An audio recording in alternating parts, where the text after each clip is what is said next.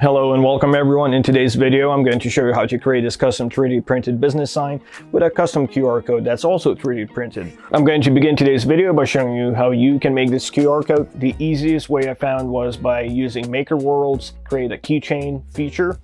Before we get into 3D modeling, first you'll have to download an app capable of generating a QR code. So grab your phone, go to an app store and find an app capable of generating a QR code.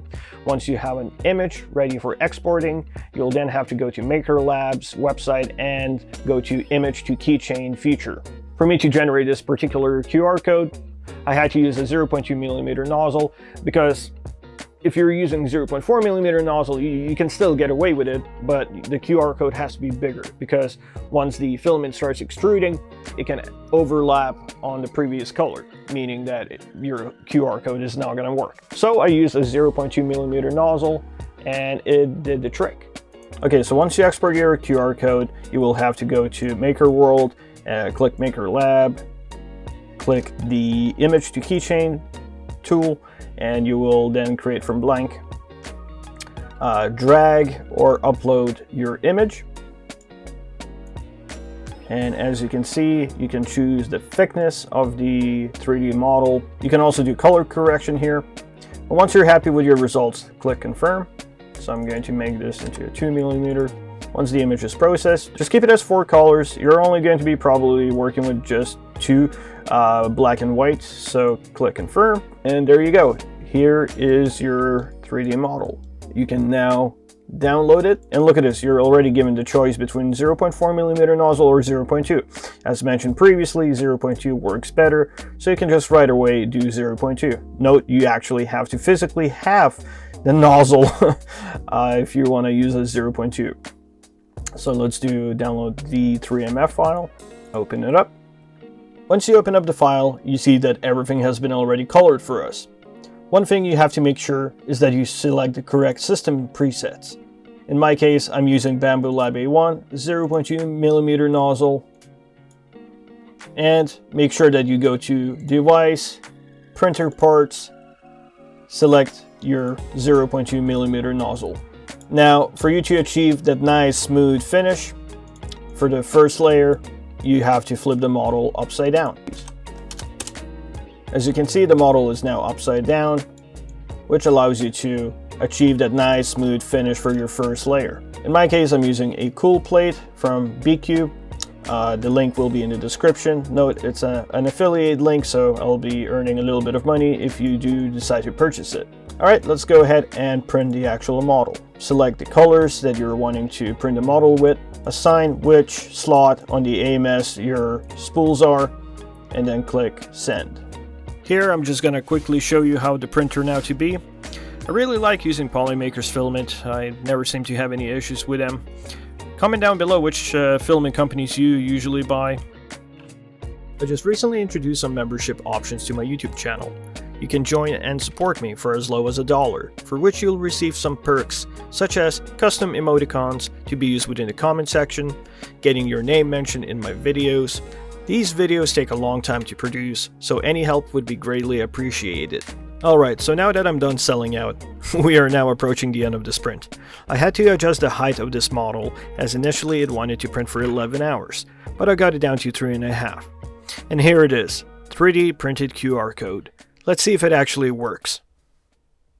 Awesome. And for the next part of the video, I'm going to show you how to create this nice multicolor finish. It's really nice and smooth and looks really professional. For this part of the video, you don't have to use the same program as I'm using, but I really like Plasticity because it's really user-friendly. So we're going to begin by creating a rectangle, which will be our sign. I made it 80mm by 140mm. The thickness of the model will be 5mm, but I also decided that I'm going to create a hole within this model that's going to accommodate my QR code. The QR code was 40mm thick by 40mm thick. This piece of board will not be able to stand on its own, so I had to create some sort of base for it to sit in. I decided that I'm going to create half a dome. The base that I'm generating will be the same width as the actual sign. I then positioned the stand where I wanted to sit inside the base and applied a Boolean effect to create a hole within the base. I applied the same Boolean effect to the rectangle, which will represent where our QR code is going to be sitting within the model. For this part, you can create your own shapes and letters that you want to have a different color when exporting to Blender. Make sure that you extrude each face to have some form of thickness. In my case, I chose 0.5 millimeters depth.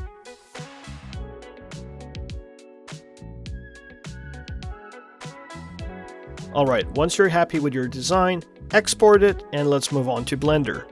This is why I love plasticity. There's a plugin available that allows you to bridge what's happening in plasticity that can also be viewed in Blender. Without clicking on the model appears as one solid piece, but once you start clicking the surface of it, you can see that it contains the shapes that you've designed and essentially embedded them within the main model.